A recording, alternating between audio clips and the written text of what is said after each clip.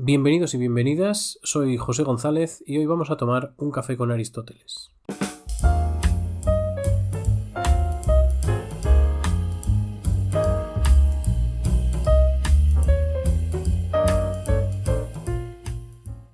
Hoy vamos a hablar de la tragedia, concretamente de la tragedia como composición poética. Por lo tanto, vamos a explorar algunos de los pasajes, algunos de los capítulos de la obra de la Poética de Aristóteles. Si pensamos en la palabra tragedia, lo que seguramente nos viene primero a la mente es un desastre, una historia o un suceso que resulta en un acontecimiento humanamente horrible, en una desgracia, y que suscita en nosotros o bien el sentimiento de compadecernos de aquellos quienes sufren ese final, o bien el temor de que pudiéramos vernos afectados o ser nosotros los que sufrimos algo de ese estilo, algo similar. Este sentido actual de la tragedia, una historia cuyo final, valga la redundancia, es trágico, es el mismo sentido en lo esencial que tenía este término en su origen como composición poética, y que hoy podemos reconocer en películas y en muchas de las obras literarias que leemos a diario. En el episodio de hoy nos vamos a ocupar concretamente de exponer una de las funciones artísticas clave de esta composición poética, y esta es la capacidad de despertar en el espectador una liberación, una purga a través de las acciones que se imitan, a través de unas acciones que despiertan en nosotros o bien compasión o bien miedo o temor.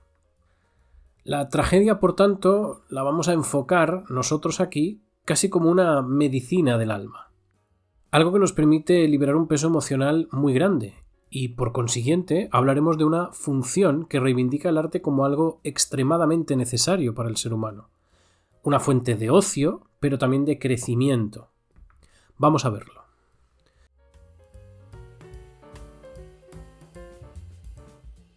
En el capítulo 6 de la Poética, Aristóteles nos define la tragedia como la imitación de una acción esforzada y completa, de una amplitud determinada y aderezada con un lenguaje propio y adecuado a cada momento de su desarrollo.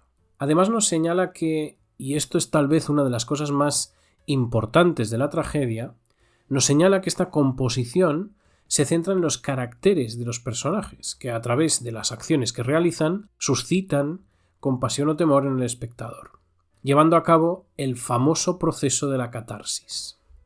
Exploremos con algo de detenimiento esta definición. Primero de todo, fijémonos en qué quiere decirnos Aristóteles con que la tragedia es la imitación de una acción esforzada y completa. La expresión que usa él es spudaias kai teleias, una expresión que nos habla de una acción más que esforzada, virtuosa o recta, y por supuesto una acción completa. Con esto se indica el punto esencial de la diferencia entre la tragedia y su, en algún sentido, alter ego, la comedia. Ya que la comedia, nos dice Aristóteles, trata de lo risible en lugar de lo virtuoso. Mientras que la tragedia, pues como digo, de lo virtuoso, de lo elevado. Claro, este es el motivo fundamental por el que es la tragedia la encargada de la catarsis y no la comedia. El humor puede obviamente entretenernos, puede hacer una crítica pública o incluso puede enseñar o instruirnos, pero solo la tragedia tiene ese poder liberador, esa función de purga de las pasiones, concretamente de la compasión y del miedo, que caracteriza, que señala, indica concretamente el proceso de la catarsis.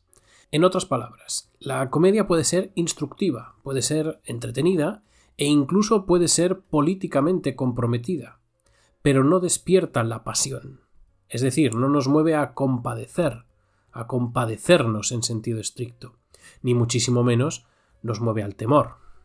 Bien, pues una vez hemos descrito cuál es la idea central de la composición de la tragedia, veamos qué debe buscarse al construir la parte más básica, la parte que más centralmente la define, que es, según nos dice Aristóteles, la fábula.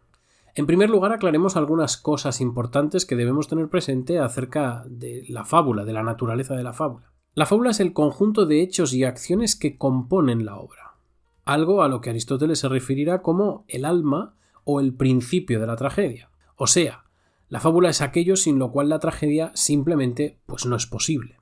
Hoy en día esto lo llamaríamos tal vez el argumento, pues sería algo así como la sinopsis de lo que ha de suceder en el desarrollo de la representación en cuestión.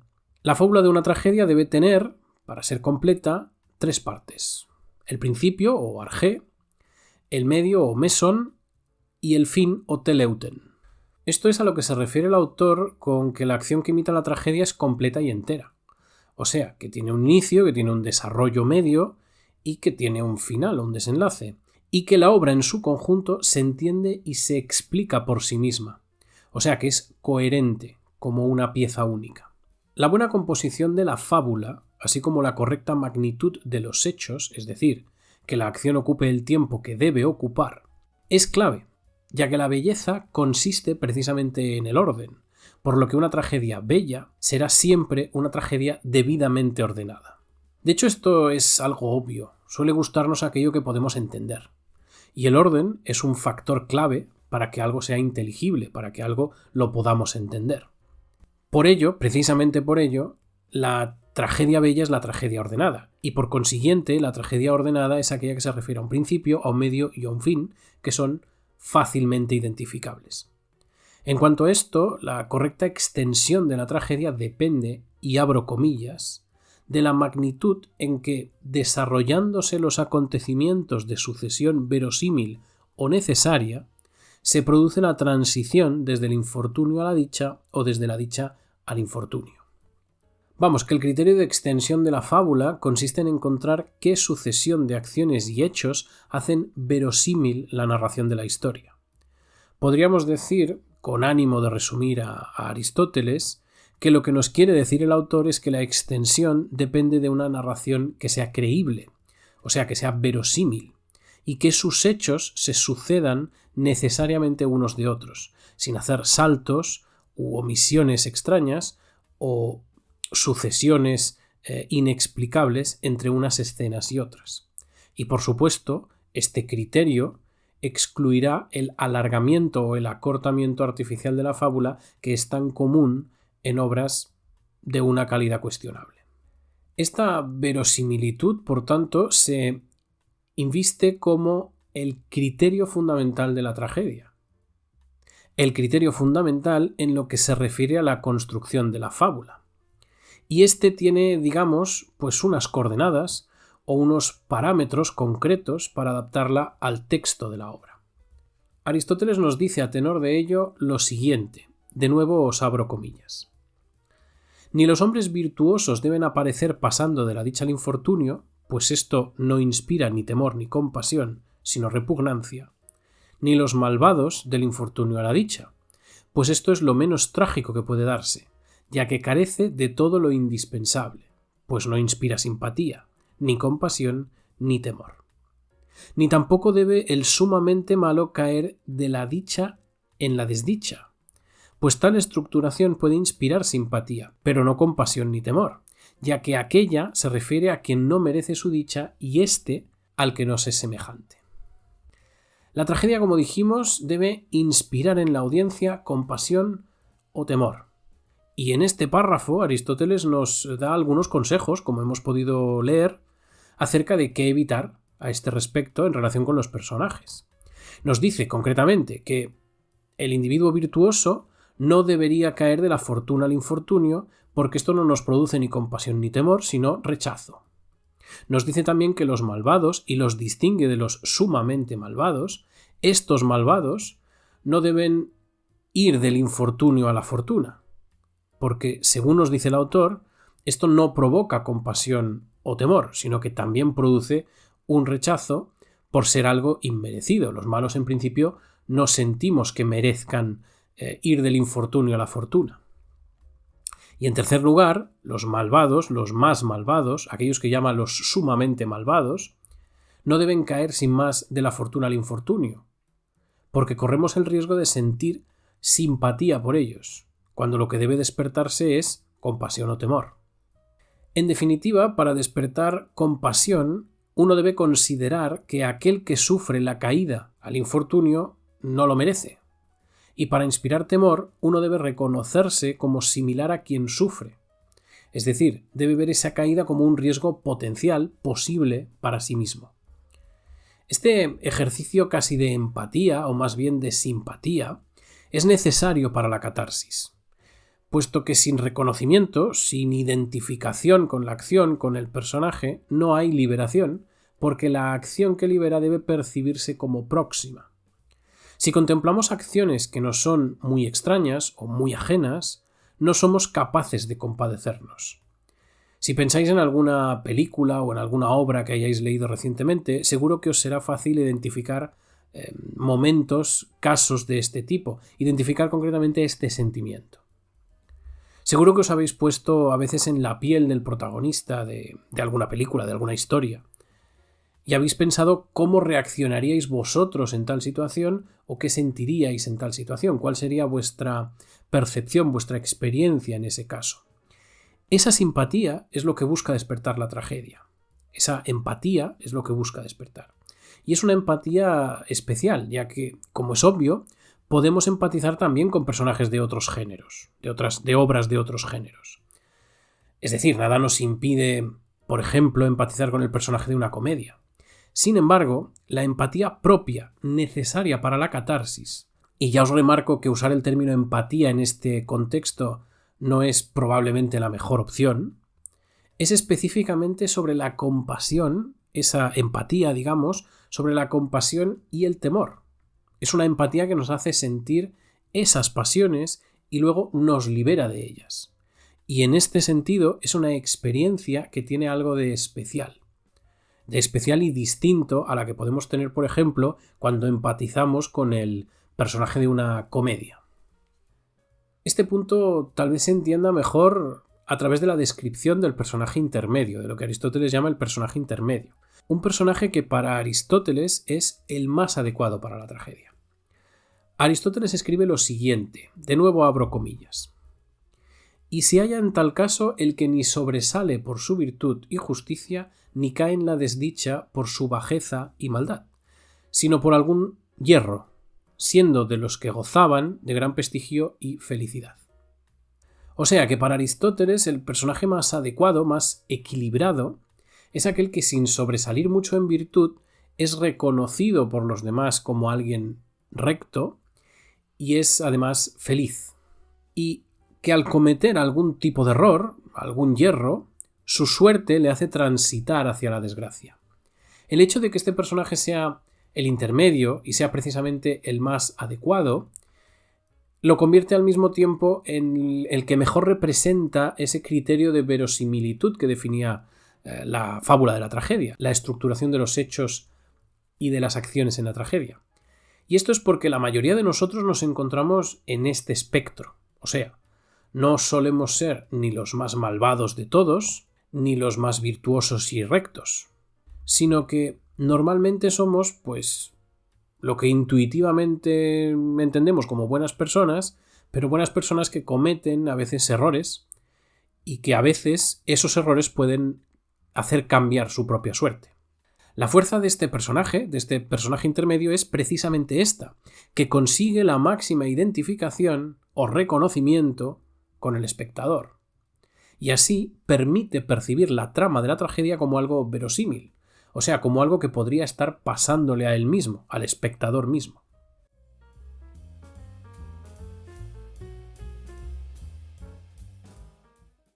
Pues bien, para enfrentar el final, la última parte de este breve paseo por la tragedia, veamos cómo deben nacer concretamente la compasión y el temor en la estructura misma de la fábula. Para Aristóteles hay fundamentalmente dos posibilidades de esto. O bien estas pasiones surgen del espectáculo, de la escenificación visual de la tragedia, o bien surgen de la estructura misma de los hechos. Y esta segunda opción es la que, para Aristóteles, distingue específicamente al buen poeta del poeta mediocre.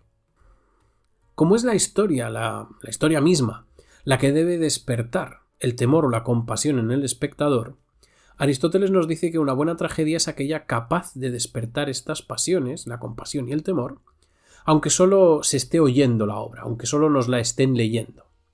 Por lo que aquellas obras que se apoyan demasiado en el espectáculo, en la escenificación visual, son necesariamente pues menos artísticas. Menos artísticas en este sentido de composición poética. Esta sensación en muchos casos la tenemos hoy prácticamente del mismo modo. La tenemos cuando diferenciamos, por ejemplo, películas con guiones muy fuertes o con efectos especiales muy espectaculares.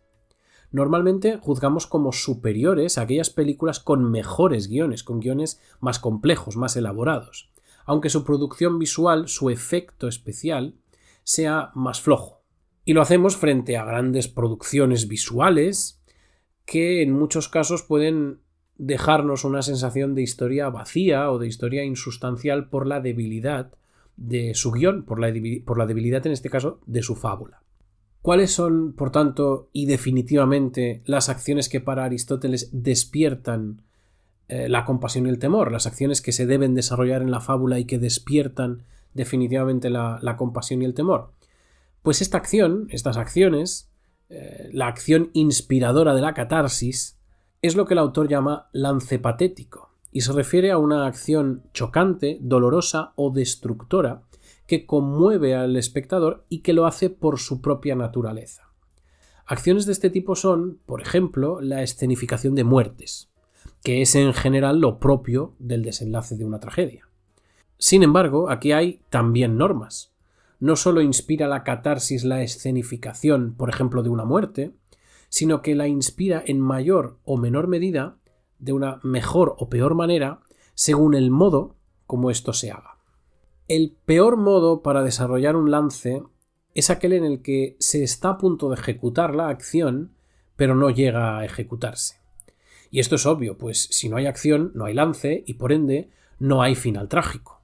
Aquí no hay compasión ni temor que inspire una catarsis.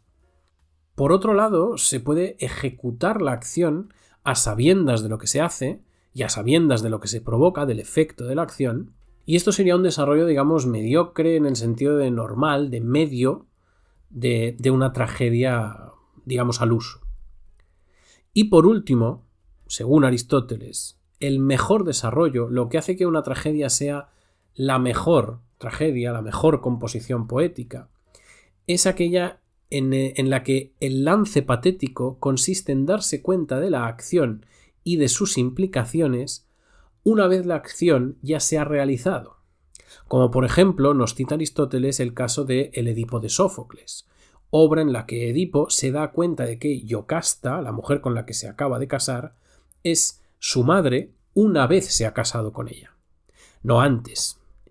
Esa desesperación en la que se ve sumido Edipo al reconocer esa gran verdad, es sin duda una representación, o es sin duda la representación más magistral del punto más álgido de la tragedia como composición poética y obviamente del proceso que se inspira en la catarsis.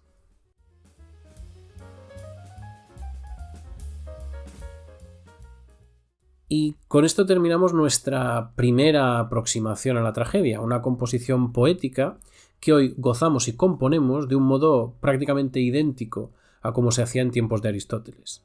Al fin y al cabo, la tragedia y la catarsis específicamente son atemporales, pues se refieren a los elementos propios de nuestra vida como seres humanos, a nuestra percepción artística y a nuestra vida emocional, algo que con el paso de los siglos y en esencia, pues no ha cambiado en absoluto. Termino este episodio de hoy invitándoos a que penséis en qué elementos de los que hemos señalado aquí podéis identificar en películas o libros que hayáis visto o leído recientemente. Si lo pensáis detenidamente, podréis encontrar muchos de estos elementos en producciones incluso muy actuales. Espero poder compartir algún intercambio en algún momento sobre esta cuestión con vosotros y con vosotras.